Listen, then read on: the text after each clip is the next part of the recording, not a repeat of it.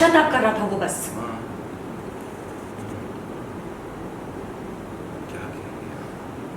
सही कह रहे हो पुत्र।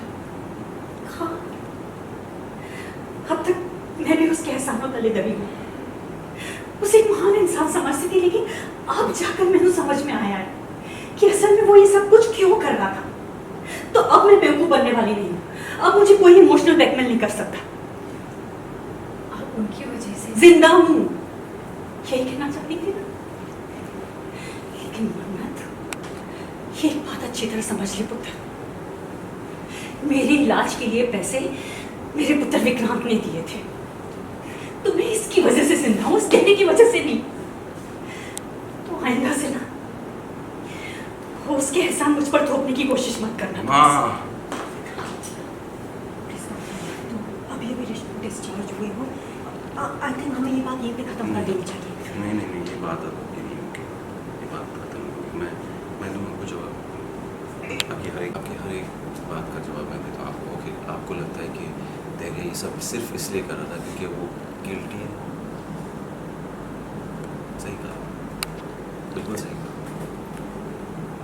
उसको उसकी माँ के लिए, जो बाय द वे मेरी भी माँ थी, उनके किए लिए पछतावा है माँ।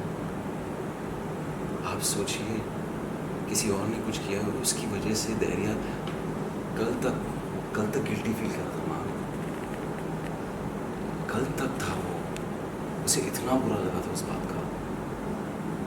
एंड रही बात सर्जरी की, तो हाँ मैंने पैसे दिए, ज़रूर पैसे दिए, पर क्या आपको पता है मैंने सौदा किया था? आपको ये बात पता है? मैं आपको देखने आया था, मुझे बहुत बुरा लगा था। मेरे को समझ नहीं आया मैं क्या करूं, पर मेरे दिमाग में मिसअंडरस्टैंडिंग इतनी बढ़ चुकी थी कि मेरे को समझ में नहीं आया कि मैं क्लियरली आके कैसे बोलूं कि मुझे पैसे देने, कि मेरे को हेल्प करना है मेरी माँ की। तो मैंने क्या किया, मैंने सौदा किया, मेरी बेटी के लिए सौदा किया। Can you think about it? हाँ, उस टाइम में मुझे पता नहीं था वो मेरी बेटी है, बट मैंने कहा कि जब तक वो यहाँ नहीं रुकी मैं पैसे नहीं दूँगा। तो क्या मैं भी, आप बताइए, मैं भी गुनहगार हूँ? मैंने कुछ किया है? आखिरी, no listen to me please please my love, आखिरी बार, अगर धैर्य कहेगा ना कि मैं दुआ से नहीं मिल सकता, तो मैं नहीं मिलूंगा उससे। एंड कोई नहीं आने वाला उसके फैसले के बीच में, क्योंकि जो धैर्य कहेगा वो डिसाइड करेगा, वही होने वाला है आपसे। समझ क्यों नहीं रहा है? नहीं। वो तेरी खुशियों को कभी